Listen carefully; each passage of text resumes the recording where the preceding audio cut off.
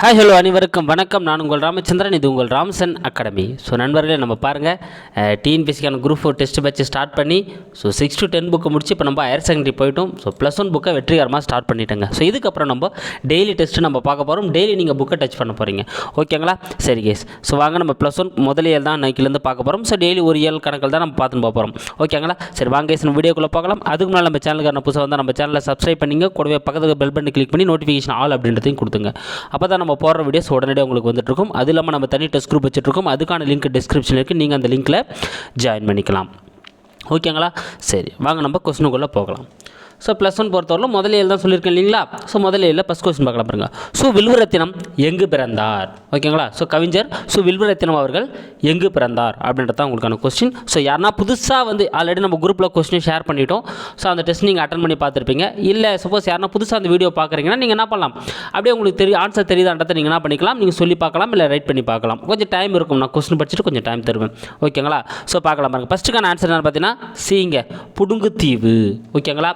அதாவது sorry case, இது வந்து டைப்பிங் மிஸ்டேக். புடுங்குத்தீவுன்னு வந்துடக்கூடாது, புங்குடுதீவு, ஓகேங்களா? சாரி கேஸ், இது வந்து டைப்பிங் மிஸ்டேக்குங்க, ஓகேங்களா? ஸோ புங்குடு இங்கே வந்து இந்த பக்கம் வந்திருக்கணும். ஸோ அது என்னோட தப்பு தான், ஓகேங்களா? சாரி கேஸ், நான் சாரி கேட்டிருக்கேன், ஓகேங்களா? புங்குடுதீவு, அதாவது யாழ்ப்பாணத்தில் இருக்கக்கூடிய புங்குடுதீவு அப்படின்ற தீவில் தான் என்ன பண்ணுறாருன்னு பார்த்தீங்கன்னா நம்ம வில்வரத்தினம் அவர்கள் வந்து பிறக்கிறாருங்க, ஓகேங்களா? அப்போ சி ஃபஸ்ட் கொஸ்டின் ஆன்சர் வந்து சி. வில்வரத்தினம் வந்து பார்த்தீங்கன்னா யாழ்ப்பாணத்தில் உள்ள புங்குடுதீவு அப்படின்ற தீவில் வந்து பிறக்கிறாரு. அடுத்து இது ரொம்ப ரொம்ப முக்கியமான ஒரு கொஸ்டினுங்க. இந்த கொஸ்டின் வந்து எக்ஸாமில் ஆல்ரெடி கேட்டிருக்காங்க, வெரி வெரி இம்பார்ட்டன்ட். அதுவும் இந்த தமிழ் எலிஜிபிலிட்டி டெஸ்ட் எழுதுகிறவங்களுக்கு இந்த கொஸ்டின் கேட்கறதுக்கான வாய்ப்புகள் இருக்குது, நல்லா நோட் பண்ணிங்க. தன் இனத்தையும் மொழியையும் பாடாத என்னதுங்க, தம் இனத்தையும் மொழியும் பாடாத, சரிங்க இதுவும் டைப்பிங் மிஸ்டேக், கவிதை, இங்கே கவிதைன்னு வந்துருக்கணும், பாடாத கவிதை, வேறு இல்லாத மரம், கூடியில்லாத பறவை என கூறியவர். பாருங்கள், தன்னோட இனத்தையும் தன்னோட மொழியும் ஒரு கவிதை பாடலை அப்படின்னா அது வந்து ஒரு வேறு இல்லாத மரம். ஸோ வேறு இல்லாத மரம் எப்படி வீணாக போய்டும் இல்லையா, அந்தமாரியும் கூடியில்லாத பறவை, ஸோ கூடியில்லாத பறவையால் வாழ முடியாது இல்லையா, அந்தமாரி வீணாக போய்டும் அப்படின்னு சொல்லிட்டு கூறியவர் யார்? ஸோ இதுக்கான ஆன்சர் சி தாங்க, ரசூல் கம்சதேவ், ஓகேங்களா? தன் இனத்தையும் மொழியும் பாடாத கவிதை, ஓகேங்களா? இங்கே கவிதைன்னு வந்துருக்கணும், பாடாத கவிதை, வேறு இல்லாத மரம், கூடியில்லாத பறவை அப்படின்னு சொன்னவர் யாருன்னு பார்த்தீங்கன்னா ரசூல் கம்சதேவ். இது ஆல்ரெடி எக்ஸாமில் கேட்டிருக்காங்க, ரொம்ப முக்கியமான ஒன்று, நல்லா ஞாபகம் வச்சுக்கோங்க, ஓகேங்களா? சரி அடுத்த கொஸ்டின் பார்க்கலாம் பாருங்கள். ஒரு கவிஞரை நிகழ்காலத்தவரோ அல்லது இறந்த காலத்தவரா என்பது நிர்ணயிக்கிறது என கூறியவர். பாருங்கள், ஒரு கவிஞரை வந்து பார்த்தோன்னா அவர் வந்து நிகழ்காலத்தவரா அப்படின்னா வந்து பார்த்தோன்னா இறந்த காலத்தவரா என்பதை நிர்ணயிக்கிறதுக்கு தாங்க மொழி. எதுங்க, ஒரு மொழி தான் வந்து, ஓகேங்களா? ஸோ இதுவும் வந்து பார்த்தோன்னா கொஸ்டின் வந்து கம்ப்ளீட் ஆகலை. ஒரு மொழி தான் வந்து ஒரு கவிஞர் வந்து நிகழ்காலத்தவரா அப்படின்னா வந்து பார்த்தோன்னா இறந்த காலத்தவரா அப்படின்னு சொல்லிட்டு பார்த்தோன்னா நிர்ணயிக்கிறது என கூறியவர். சூப்பர், யாருங்க? மலையாள கவிஞரான ஆற்றூர் ரவிவர்மா, ஓகேங்களா? பி தாங்க இதுக்கான ஆன்சர். இவர் என்ன சொல்கிறாரு, ஒரு கவிஞரை வந்து பார்த்தோன்னா அவர் வந்து நிகழ்காலத்தை சேர்ந்தவரா அப்படின்லாம் வந்து பார்த்தோன்னா இறந்த காலத்தை சேர்ந்தவரா அப்படின்னு நிர்ணயிக்கக்கூடியது எதுன்னு பார்த்தோன்னா அவருடைய அந்த மொழி தான் அப்படின்னு சொன்னவர் யாருன்னா மலையாள கவிஞரான ஆற்றூர் ரவிவர்மா, ஓகேங்களா? ஸோ பி தாங்க வந்து இதுக்கான ஆன்சர். அடுத்த கொஸ்டின் பார்க்கலாம் பாருங்கள். கூற்றை கவனி. Walt Whitman.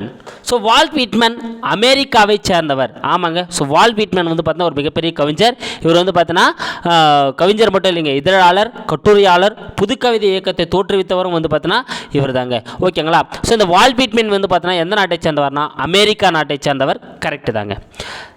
ஸ்டெபன் மல்லார்மே, என்னதுங்க?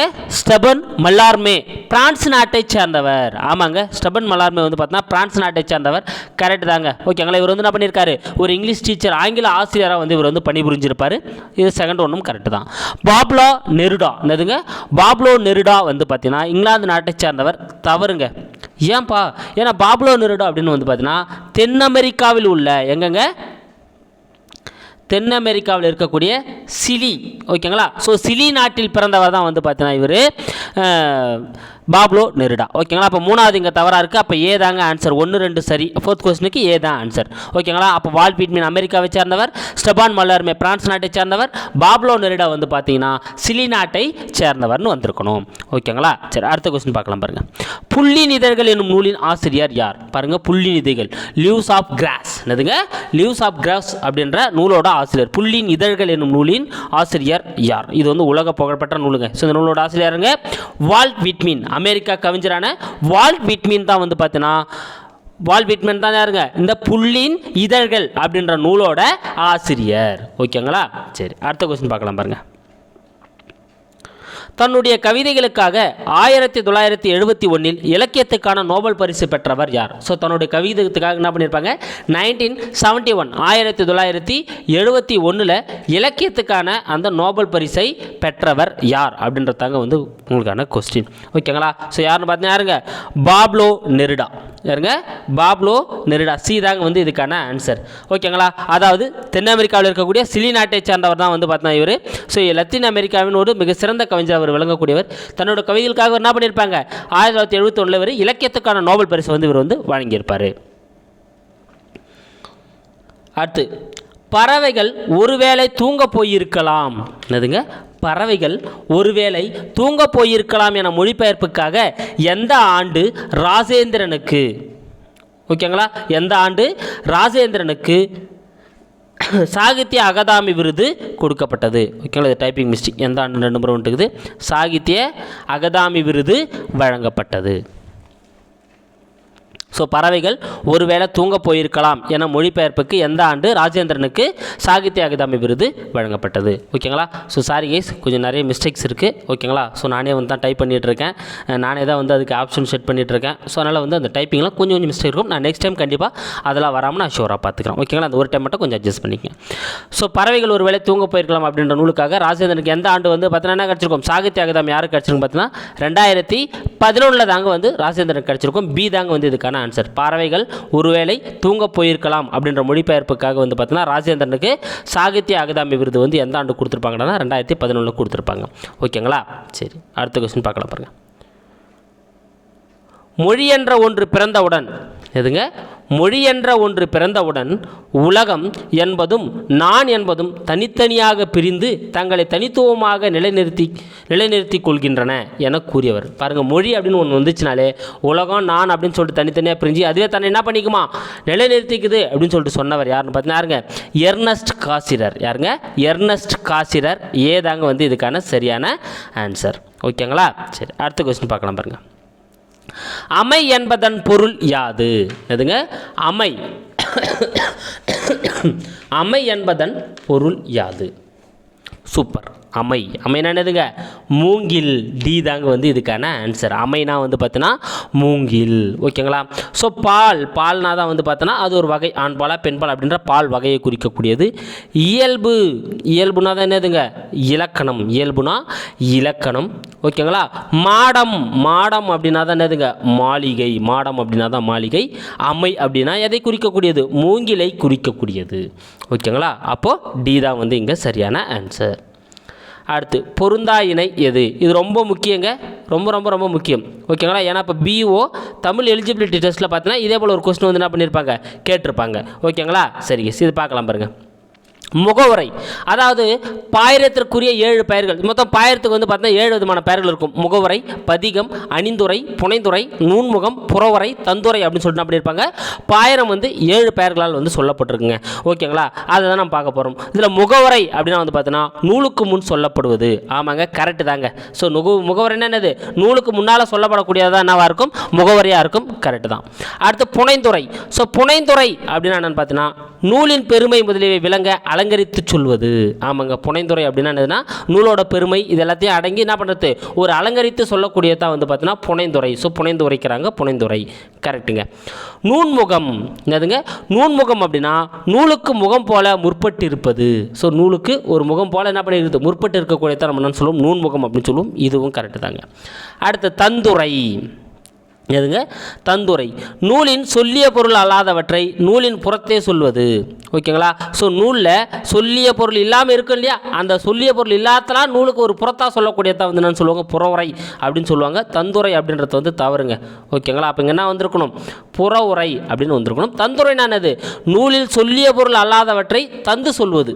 ஓகேங்களா? ஸோ சொல்லிய பொருள் இல்லாததான் இங்கேயும் சொல்ல போகிறாங்க. ஆனால் என்ன பண்ணுறது? இங்கே தந்து சொல்கிறதுனால இது தந்துரை, அது புறத்தை சொல்கிறதுனால அது புறவுரை. ஓகேங்களா? அப்போ இங்கே புறம்ன்ற வேர்டு வந்துக்கிறதுனால அப்போ புறவுரைன்னு வந்திருக்கணும். டி தான் வந்து இதுக்கான சரியான ஆன்சர். அடுத்த கொஸ்டின் பார்க்கலாம் பாருங்கள். பொருந்தா இணை எது? அடுத்து நம்ம பார்க்க போகிறது இலக்கண குறிப்பு. மாநகர். மாநகர்னா என்னதுங்க? உரிச்சொற்றொடர். ஆமாங்க. சால தவ மா இந்த மாதிரி வந்து ஒரு இது மிகைப்படுத்தி சொல்கிறது நம்ம என்ன சொல்லுவோம்? உரிச்சொற்றொடர். உரிச்சொற்கள்னு சொல்லுவோம் இல்லையா? அப்போ ஏ வந்து கரெக்டு தான், உரிச்சொற்றொடர் தான். கோடல். கோடல் அப்படின்னா பண்பு பெயர். தவறுங்க. ஏங்க? ஏன்னா அல்விகுதி பெற்று வந்தாலே அது என்னது? தொழிற்பெயர். அல்விகுதி பெற்று வந்தாலே அது என்னதுங்க? தொழிற்பெயரை குறிக்கக்கூடியது. அப்போ இங்கே பண்பு பெயர் வரக்கூடாது. என்ன வந்திருக்கணும்? தொழிற்பெயர் வந்திருக்கணும். அப்போ பி தான் அங்கே பொருந்தாமல் இருக்குது. அப்போ 11வது கொஸ்டினுக்கான ஆன்சர் வந்து பிங்க. கேட்போர். கேட்போர் அப்படின்னா வினையால் அணையும் பெயர். ஆமாங்க, கரெக்டு தான். ஓகேங்களா? ஏன்னா வினையால் அணையும் பெயர் கா இயர் அப்படின்றதுல தான் முடியும், நம்ம பார்த்துருக்கோம். ஐந்தும். ஐந்தும் அப்படின்னா முற்றுமை. ஆமாங்க, ஒரே ஒரு இம்மு வந்து முடிஞ்சிச்சுன்னா அதை நம்ம என்ன சொல்லுவோம்? முற்றுமை அப்படின்னு நம்ம வந்து சொல்லுவோம். ஓகேங்களா? அப்போ எல்லாமே கரெக்டு தான். இங்கே பி தான் வந்து தவறாக இருக்குது. அடுத்து பொது சிறப்பு இதனுடன் தொடர்புடைய விதி எது? பாருங்கள், பொது சிறப்பு இதனுடன் தொடர்புடைய விதி எது? ஸோ இது எப்படிங்க பிரியும்? பொது கூட்டல் சிறப்பு அப்படின்னு பிரியுங்க. ஓகேங்களா? இப்போ இதனோட தொடர்புடைய அந்த விதி எதுன்னு பார்த்தீங்கன்னா சூப்பர், சி தாங்க வந்து இதுக்கான ஆன்சர். இயல்பினும் விதியினும் நின்ற உயிர்மீன் கசதப மிகும். ஓகேங்களா? அப்போ பாருங்க, இங்கே சிக்கு முன்னால் என்ன பண்ணும்? கசதப மிகும் அப்படின்ற அந்த மீனிங்கால் இது இச்சு கூட்டல் ஈ தானே சின்னு பிரியுது. அப்போ இங்கே இந்த உயிர் எழுத்துக்கு முன்னால் என்ன பண்ணுறான்னா கசதப மிகும் அப்படின்றதால அந்த பொது சிறப்பு இச்சுன்றது வந்து என்ன பண்ணியிருக்கு? மிகுந்திருக்கு. ஓகேங்களா? அப்போ பொது சிறப்பு. அப்போ இயல்பினும் விதியினும் நின்ற உயிர்மீன் கசதப மிகும் அப்படின்றது தான் வந்து இதுக்கான சரியான ஆன்சர். அடுத்து 13வது கொஸ்டின். கூற்றை கவனி. நன்னூல். ஓகேங்களா? ரொம்ப முக்கியங்க. தொல்காப்பியத்தை முதல் நூலாக கொண்ட வழிநூலாகும். ஆமாங்க, கரெக்டு தாங்க. ஸோ தொல்காப்பியத்தை முதல் நூலாக கொண்ட ஒரு வழிநூலாக எழுதப்பட்டதான் வந்து பார்த்தீங்கன்னா அந்த நன்னூல். ஏன்னா தொல்காப்பியம் ஒரு இலக்கண நூல் இல்லையா? ஸோ அதே போல் நன்னூலம் வந்து பார்த்தீங்கன்னா ஒரு இலக்கண நூல் தான். அடுத்து கிபி 13ஆம் நூற்றாண்டில் பவணந்தி முனிவரால் எழுதப்பட்ட கவிதை நூல். ஓகேங்களா? ஸோ பாருங்கள், இது வந்து 13ஆம் நூற்றாண்டில் பவணந்தி முனிவரால் எழுதப்பட்ட ஒரு கவிதை நூல். தவறுங்க. ஏங்க? இப்போ தான் சொன்னேன். ஏன்னா தொல்காப்பியத்தை வந்து முதல் நூலாக வச்சு எழுதியிருக்காங்கன்னா அது எப்படி கவிதை நூலாக இருக்கும்? இலக்கண நூலாக தாங்க இருக்கும். ஓகேங்களா? அப்போது இது பவணந்தி முனிவர் தான் எழுதினார், 13ஆம் நூற்றாண்டு, கரெக்டு தான். ஆனால் கவிதை நூல் அப்படின்றது தவறு. ஏன்னா இது வந்து ஒரு இலக்கண நூல். நன்னூல் வந்து பார்த்தீங்கன்னா பவணந்தி முனிவரால் எழுதப்பட்ட ஒரு இலக்கண நூல். அப்போ ரெண்டாவது இங்கே தவறாக இருக்குது. எழுத்ததிகாரம் சொல்லதிகாரம் என இரு அதிகாரங்களை கொண்டது. ஆமாங்க. ஸோ நீங்கள் நன்னூல் எடுத்து பார்த்தீங்கன்னா எழுத்து அதிகாரம் சொல்லதிகாரம் சொல்லிட்டு எத்தனை அதிகாரம்? 2 அதிகாரங்களை கொண்டதாக வந்து காணப்படும். கரெக்டு தான். ஓகேங்களா? அப்போ 1, 3 சரியாக இருக்கிறதுனால இதுக்கான ஆன்சர் என்னதுங்க? சி தான் வந்து இதுக்கான சரியான ஆன்சர். ஓகேங்களா? அப்போது இங்கே வந்து என்ன தவறாக இருக்குது? பி வந்து 13ஆம் நூற்றாண்டில் எழுதப்பட்டது. ஆனால் இது வந்து அதுங்க ஒரு இலக்கண நூல். நன்னூல் வந்து பார்த்தீங்கன்னா ஒரு இலக்கண நூல்னு வந்திருக்கணும். அடுத்த கொஸ்டின் பார்க்கலாம். யார் கேட்டுக்கொண்டதற்கு இணங்க பவணந்தி முனிவர் நன்னூலை இயற்றினார்? பாருங்கள், யார் கேட்டுக்கொண்டதற்கு இணங்க பவணந்தி முனிவர் நன்னூலை இயற்றினார்?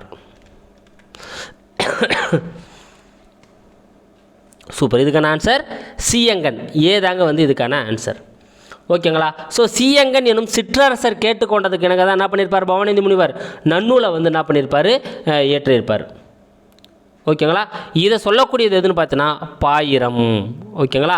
ஸோ இதை வந்து பாயிரம் தான் வந்து நம்மளுக்கு கிளியராக சொல்லுதுங்க. ஏன்னா இதுவும் தெரிஞ்சு வச்சுக்கணும். இது கொடுத்துட்டு கூட இது எண்ணூல் சொல்லுதுன்னு சொல்லுவாங்க. ஓகேங்களா? அப்போ சியங்கன் கேட்டுக்கொண்டதற்கு எனக்கு தான் பவணந்தி முனிவர் நன்னூலை இயற்றினார் அப்படின்னு சொல்லக்கூடிய நூல் வந்து பார்த்தீங்கன்னா பாயிரம். பாயிரத்தால் தான் வந்து குறிப்பிடப்பட்டிருக்கு. ஓகேங்களா?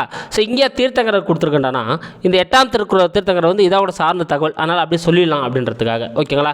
ஏன்னா ஈரோடு மாவட்டம் அந்த மேட்டுப்புதூரில் வந்து பார்த்தோன்னா 8ஆம் தீர்த்தங்கரான சந்திரபிரபா, அதனால நான் வச்சுங்க. அப்போ 8ஆம் தீர்த்தங்கரோட பேர் என்னதுங்க?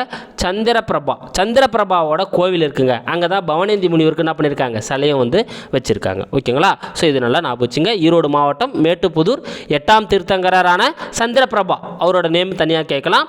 அங்கே தான் பவணந்தி முனிவரோட சிலை எந்த மாவட்டத்தில் இருக்குன்னு கேட்கலாம்? ஈரோடு மாவட்டம். அடுத்து ராபின்சன் குருசோ எனும் புத்தகத்தை எழுதியவர் யார்?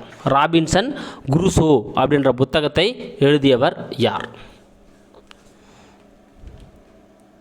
சூப்பராக இருங்க.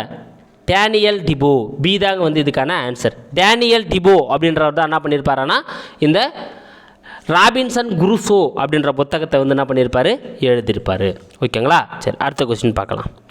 திருக்குறளையும் திருவாசகத்தையும் ஆங்கிலத்தில் மொழிபெயர்த்தவர் எங்கு பிறந்தார்? ஓகேங்களா? பாருங்கள், அப்போ முதல்ல ஒரு கொஸ்டினுக்கு நம்ம ஆன்சர் கண்டுபிடிச்சி அதுக்கப்புறம் தான் அவர் எங்கே பிறந்தார்னு கண்டுபிடிக்கணும். அப்போ திருக்குறளையும் திருவாசகத்தையும் ஆங்கிலத்தில் மொழிபெயர்த்தவர் எங்கு பிறந்தார் அப்படின்னா யாருக்கு முதல்ல மொழிபெயர்க்கிறாரு? ஜியு போப் தான் வந்து முதல்ல மொழிபெயர்க்கிறாரு. ஓகேங்களா? அப்போ திருக்குறளையும் திருவாசகத்தையும் ஆங்கிலத்தில் மொழிபெயர்த்தவர் ஜியு போப். அவர் எங்கே பிறக்கிறார்னா கனடாவில் பிறக்கிறார். ஓகேங்களா? அப்போ கனடா அப்படின்றது தான் வந்து சரியான ஆன்சர். அடுத்து, ஒரு இனத்தை அழிப்பதற்கு அவர்கள் நூல்களை எரித்தால் போதும், அறிவு மேலும் வளராமல் நின்றுவிடும் என கூறும் நூல் எது? பாருங்கள், ஒரு இனத்தை நீங்கள் அழிக்கணும்னா அங்கே இருக்கக்கூடிய நூல்கள் எல்லாத்தையும் நீங்கள் அழிச்சிட்டனாலே அந்த இனம் ஆட்டோமேட்டிக்காக என்ன ஆகிடும்? அழிஞ்சிடும். ஆமாங்க. ஸோ மொழி இல்லாமல் ஒரு இனம் கண்டிப்பாக இருக்க முடியாது.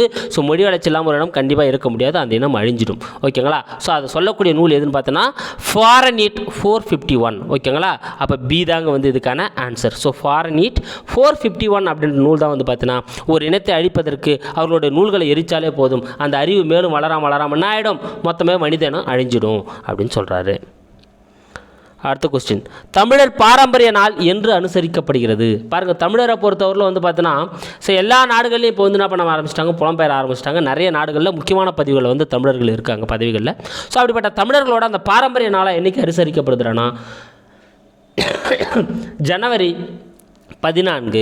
ஓகேங்களா? ஸோ சீதாங்க வந்து இதுக்கான சரியான ஆன்சர். ஜனவரி 14 தான் தமிழரோட பாரம்பரிய நாளாக வந்து என்ன பண்ணப்படுது? அனுசரிக்கப்படுது. அடுத்து 19, வன்னி வீதி எனும் சாலை எந்த நாட்டில் உள்ளது? பாருங்கள், வன்னி வீதி எனும் சாலை எந்த நாட்டில் உள்ளது? சூப்பர். எங்கங்க? கனடா. சீதாங்க வந்து இதுக்கான ஆன்சர். கனடா தான் வந்து இருக்கும். ஓகேங்களா? ஸோ கனடாவில் தான் என்ன பண்ணியிருக்காங்க? ஒரு வீதிக்கு வன்னி வீதி அப்படின்னு சொல்லிட்டு பெயர் சூட்டப்பட்டிருக்குங்க. ஓகேங்களா? ஸோ இது வந்து தமிழர்களுக்கு இருக்கக்கூடிய அந்த சொந்தமான இடம் அப்படின்றது நம்மளுக்கு வந்து சிறப்பாக தெரியுது. தமிழர்களுக்கான ஒரு சிறப்பு வந்து இங்கே வந்து காணப்படுது. ஓகேங்களா? ஸோ இந்த ஈழத்தமிழர்கள் புலம்பெயர்ந்தாங்க இல்லையா? ஸோ அதனோட வரலாற்றை அதனோட நிகழ்வை வந்து இது வந்து ஞாபகப்படுத்துதுங்க. ஓகேங்களா? சரி, அடுத்து கூற்றை கவனி. ஆ முத்துலிங்கம். ஸோ ஆ முத்துலிங்கம் சார்ந்த அந்த கூற்றுகள். இலங்கையில் உள்ள கொக்குவில் கிராமத்தில் பிறந்தார். ஓகேங்களா? அவங்க இலங்கை யாழ்ப்பாணத்துக்கு அருகே இருக்கக்கூடிய அந்த கொக்குவில் அப்படின்ற கிராமத்தில் தான் இவர் வந்து பிறக்கிறாரு. அப்போ கூற்று 1 வந்து கரெக்டு தான். வம்சவிருத்தி எனும் நூலுக்கு 1996 தமிழ்நாடு அரசின் முதல் பரிசினை பெற்றார். ஆமாங்க, கரெக்டு தாங்க. ஸோ வம்சவிருத்தி அப்படின்ற நூலை வந்து இவர் எழுதியிருக்காரு. ஸோ இவர் என்ன பண்ணியிருப்பார்? நிறைய நாடுகளுக்கு பயணம் பண்ணியிருப்பார். இப்போ தற்போது எங்கே இருக்காருன்னா கனடாவில் தான் வந்து இருக்கார் ஆ முத்துலிங்கம். ஸோ அவர் வந்து என்ன பண்ணியிருப்பார்? வம்சவிருத்தி அப்படின்ற நூலுக்காக தமிழக அரசோட முதல் பரிசு வாங்கியிருப்பார் 1996.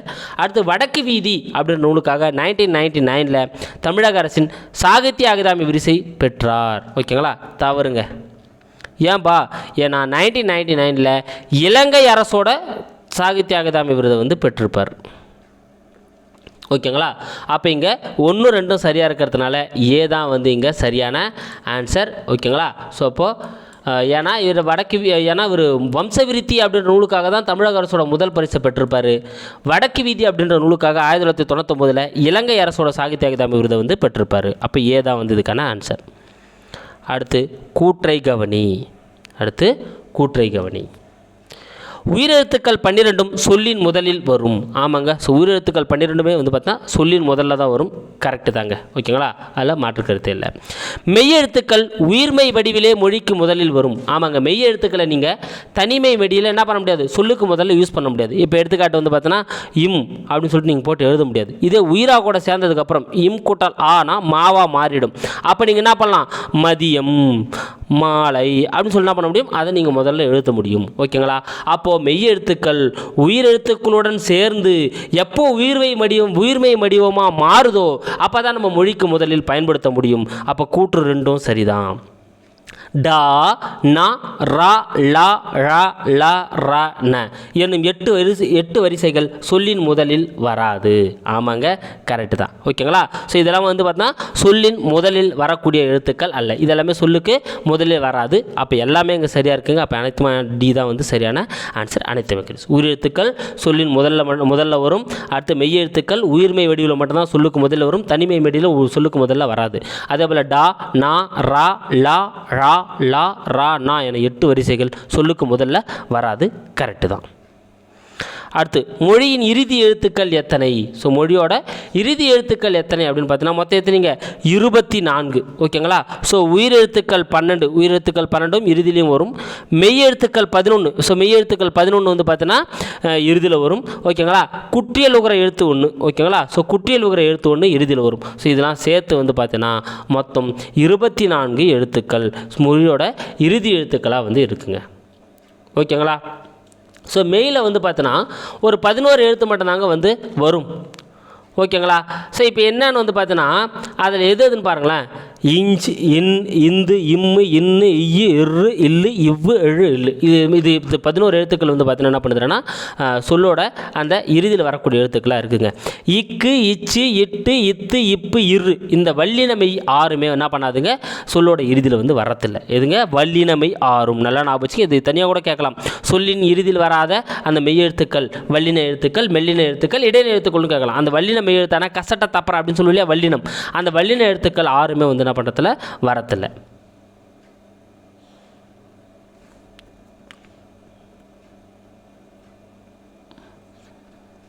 ஓகேங்களா? ஸோ இது மட்டும் இல்லாமல் அங்கே 11 தான் சொன்னோம், இங்கே 6 தான் சொல்லியிருக்கோம். மொத்தம் 17 தான் ஆச்சு. அப்போ 1 எழுத்து மிஸ் ஆகுது இல்லையா? இங் அப்படின்ற அந்த மெல்லின மெய்யெழுத்தும் இறுதியில் வருவது இல்லை. ஓகேங்களா? ஸோ அதையும் நீங்கள் நல்லா ஞாபகம் வச்சுங்க. ஓகே, அடுத்த கொஸ்டின் பார்க்கலாம் பாருங்கள். பொறுத்துக. என்னதுங்க? பொறுத்துக. ஸோ ஈற்று எழுத்து முதல் எழுத்தை வச்சு நம்ம என்ன பண்ண போகிறோம்? பொறுத்து போகிறோம். மலையருவி. மலையருவி பாருங்கள். மலை இல் குட்டல் ஐ இதை பிரித்து எப்படி வரும்? இல் குட்டல் ஐன்னு வரும். இங்கேயும் உயிரெழுத்து இங்கேயும் உயிரெழுத்து. அப்போ உயிர் அப்போ ஒன்றுக்கு ஒன்று கரெக்டாக தாங்குது. தமிழன்னை. ஓகேங்களா? அப்போ பாருங்கள் தமிழ் இது வந்து மெய் எழுத்து, இங்கே வந்து உயிரெழுத்து இருக்குது ஆ. அப்போ மெய் உயிர். ஆமாங்க, 2க்கு 2 கரெக்டாக இருக்குது.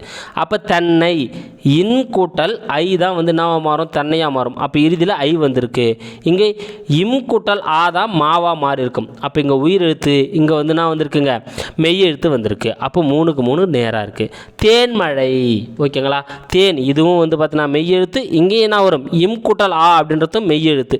ஓகேங்களா? அப்போ ரெண்டுமே மெய் எழுத்துன்றதுனால மெய். அப்போ நேருக்கு நேராக எல்லாமே நேருக்கு நேராக இருக்குங்க. அப்போது ஏதான் வந்து சரியான ஆன்சர் 1 2 3 4. ஓகேங்களா? சரி, அடுத்த கொஸ்டின் பார்க்கலாம் பாருங்கள். வீடு இல்லை நெடில் தொடர் குற்றியல் இகரம். ஓகேங்களா? கரெக்ட் தாங்க. நெடில் தொடர் குற்றியல் உகரம். வீடு இல்லை அப்படின்றது என்னதுங்க? நெடில் தொடர் குற்றியல் உகரம். ஏன்னா வீடு கூட்டல் இல்லை அப்படின்னு பிரியும். ஓகேங்களா? இந்த டூ வருது பாருங்கள். ஏன்னா நெடில் தொடர் குற்றியல் உகரம் எழுத்து சொற்களாக தான் இருக்கும் அப்படின்னு நம்ம படிச்சிருக்கோம். அப்போ வீடு கூட்டல் இல்லை இது நெடில் தொடர் குற்றியல் உகரம். கரெக்டு தான். அடுத்து முரட்டுக்காலை. ஓகேங்களா? இது எப்படி பிரியும்? முரடு கூட்டல் காலை அப்படின்னு பிரியும். ஓகேங்களா? முரடு கூட்டல் காலை. இங்கே பாருங்கள் உயிரெழுத்துக்கள் இட்டு கூட்டல் ஊதான் முரடு அப்படின்னு மாறுது இல்லையா? அப்போ உயிரெழுத்து வரதுனால உயிர் தொடர் குற்றியல் உகரம் கரெக்டு தான். அடுத்து அச்சுப்பலகை. ஓகேங்களா? அச்சுப்பலகை எப்படி பிரியும்? அச்சு கூட்டல் பலகை அப்படின்னு பிரியுங்க. அச்சு கூட்டல் பிளிகை பலகை அப்படின்னு பிரியும். இப்போ தான் நம்ம பார்த்துருக்கோம் கசட தப்பற வல்லினம் அப்படின்னு நம்ம சொல்லணும். அப்போ வல்லினமையை தொடர்ந்து வரக்கூடிய உகரங்கள் வன்தொடர் குற்றியல் உகரம் அப்படின்னு நம்ம சொல்லுவோம். அப்போ சு அப்படின்ற எழுத்து வந்திருக்கனால இது வன்தொடர் குற்றியல் உகரம் கரெக்டு தாங்க. அடுத்து மார்பு கூடு. ஓகேங்களா? மார்பு கூடு எப்படி பிரியும்? மார்பு கூட்டல் கூடுன்னு பிரியுங்க. எப்படி பிரியும்? மார்பு கூட்டல் கூடு அப்படின்னு பிரியும். இங்கே பாருங்கள் பூ. ஓகேங்களா? இப்போ கூ பாருங்கள் நம்ம என்ன பார்த்தோம்? கசட தப்பற வல்லினம். ஓகேங்களா? அடுத்து வந்து பார்த்தீங்கன்னா எரள வழல மெல்லினம்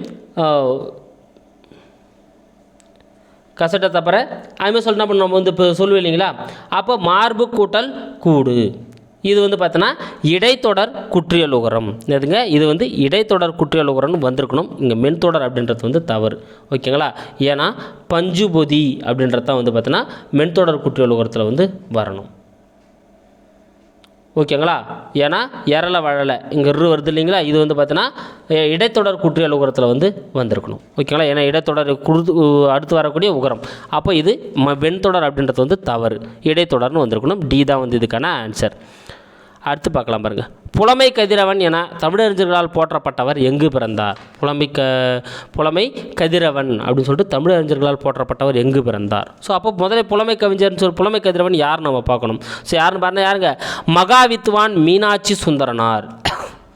மகாவித்வான் மீனாட்சி சுந்தரனார். ஸோ மகாவித்வான் மீனாட்சி சுந்தரனார் தான் எப்படி அழைக்கப்படுறாருன்னா புலமை கதிரவன் அப்படின்னு சொல்லிட்டு என்ன பண்ணப்படுறாருங்க, அழைக்கப்படுறாரு. இவர் என்ன பண்ணுறாரு, திருச்சிராப்பள்ளிக்கு அருகே இருக்கக்கூடிய அதவத்தூர் அப்படின்ற ஊரில் வந்து பிறக்கிறாரு. அப்போ பி தான் வந்து இதுக்கான ஆன்சர், அதவத்தூர். ஓகேங்களா? ஸோ திருவாவடுதுறை மடத்தோட தலைமை புலவராகவும் வந்து இவர் இருந்திருக்காரு மகாவித்வான் மீனாட்சி சுந்தரனார். ஸோ இவரோட மாணவர்கள் தான் ஓவே சாமிநாதர், தியாகராசர், குலாம் காதிர் நாவலர், இவங்க எல்லாமே வந்து பார்த்தீங்கன்னா இவருடைய மாணவர்கள். ஓகேங்களா? இவர் வந்து பார்த்தீங்கன்னா சேக்கிழார் பிள்ளை தமிழ் அப்படின்ற நூல் எழுதியிருப்பார். அது மிகவும் புகழ்பெற்ற நூல். ஓகேங்களா? இதெல்லாம் இவர் தான் அந்த தகவல்கள். ஓகேங்களா? ஸோ கைஸ், வெற்றிகரமாக நம்ம +1 இயல் 1 நம்ம முடிச்சிட்டோம். ஸோ உங்களுக்கு கண்டிப்பாக இந்த கொஸ்டின் எல்லாமே யூஸ்ஃபுல்லாக இருக்கும்னு நினைக்கிறோம். கொஸ்டின் சின்ன சின்ன மிஸ்டேக் இருந்திருக்கும். ஸோ அதை கொஞ்சம் பொறுத்துங்க. அடுத்த கொஸ்டின் அது வராமல் நம்ம பார்த்துக்கலாம். So thank you guys. உங்களோட மார்க் எவ்வளோ அப்படின்றத கமெண்ட்டில் சொல்லுங்கள். ஸோ முடிஞ்சால் லைக் பண்ணுங்கள். ஏன்னா நம்ம கொஸ்டின் கஷ்டப்பட்டு ட்ரை பண்ணுறோம். அதுக்கு எனக்கு ஆப்ஷன்ஸ் கஷ்டப்பட்டு கிரியேட் பண்ணுறோம். ஸோ வீடியோ பார்க்குறவங்க கூட லைக் பண்ணுங்கள். புதுசாக இருந்தால் சப்ஸ்கிரைபும் பண்ணுங்கள். Thank you guys.